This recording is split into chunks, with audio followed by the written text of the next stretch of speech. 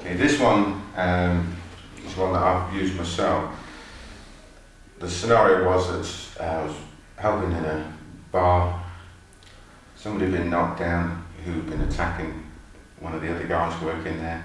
He was still had loads of fire left in him.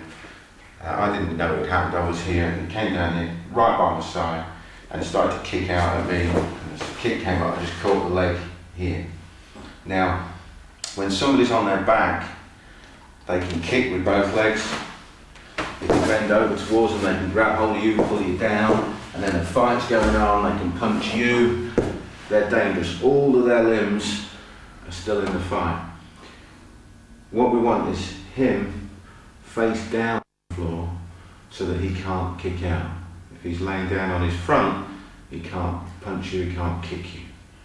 So the key is to turn him over real fast. Now, I'm going to do this light and slow for Ian's sake. I'll explain this all the way through. When the leg came up, it landed into my side here, but not enough to do anything because I came into it here. The blade of your arm here needs to cut around the calf, okay? And that'll cut right in. If you imagine a hot knife through butter sort of thing, or a real sharp scalpel, you're trying to get your blade against the bone in his leg and cut it all the way round. And that will immediately start him to come up. His hips will come up. If you watch, I'll do a slow. No, you resist if you want. But as you cut, his hips start to come up already.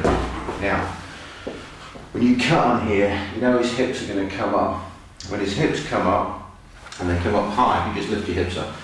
He's already, his balance is starting to go, he's starting to go the right way. So what we're going to do is lift upwards and this way to make sure his body comes up and turns over. Now I'm going to let go of the leg sort of like about a third of the way through for Ian's safety. But in reality you don't let go, you keep hold of it and step over with them, which we'll walk through slowly afterwards. But I'm going to let go and you'll see how the body moves. So when the kicks come up, it's into here. This cuts through. Knees bent. Don't try and do it with arm strength, just in case. Because if you push down with your leg, be strong. And I try to use arm strength. All of a sudden, it's a fight. So as this cuts, I won't cut properly either. But as this cuts here, grab hold, reinforce it, and use your legs, because you've got both of your legs against his one leg. And as this comes up, you just straighten up and look upwards. And as you do that, he flips real fast. And then you can just step through and finish from there. But once they turn, of course, and they're on their front, the threat from there is pretty much over. Now, if you keep this on, if you come back to you, we'll just walk it through now, I won't put it on that yet. So, I won't put it on anymore.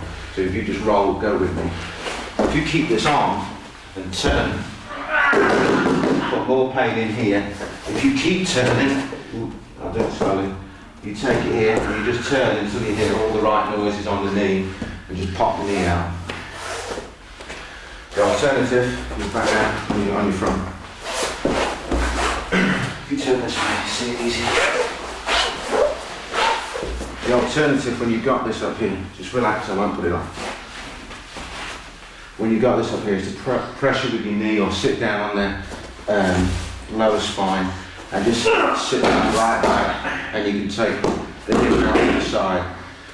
Remember that knee twist to the side, knee pops, and they're not going to come after you with that. If you do that to somebody, remember, taking the knee out is a life-changing event. Okay, it's a life-changing event that will never fix, not properly. So you've got to be really sure that you want to do that to somebody. Okay, because I know if somebody took my knee out, especially in training, I'd hunt them down like a dog. So be careful with it. Show you some more in a minute. Another point on that leg turnover that you've just seen is that if you do it in extremis and really yank up with this and really power up with your legs and arch and turn, when they go up in the air, and they'll literally come this sort of height when you do it full speed and power. When they go up and you turn and whack down, if you've got the other DVDs, MFS impact and stuff, you'll see to put that wave movement in. And as they come over, they will slam towards the floor. Now, when they slam towards the floor, their back arches this way. And as it arches like this, the arms come out. So everyone's natural instinct when they fall towards the floor is to put the hands out. But the fact that you're doing it that hard and that fast, it whips the body back like this. So it's almost impossible for them to get their hands out. Everybody tries, but it's very, very difficult. And imagine it done on concrete, and that's going to be the face straight into the floor. So you've got to be real careful with it. We used to test it with the big blue crash mats, the ones with about this thick, and pick up and slam, and it was very rare that people could get their hands down. So again, train it very light, very slow until you really know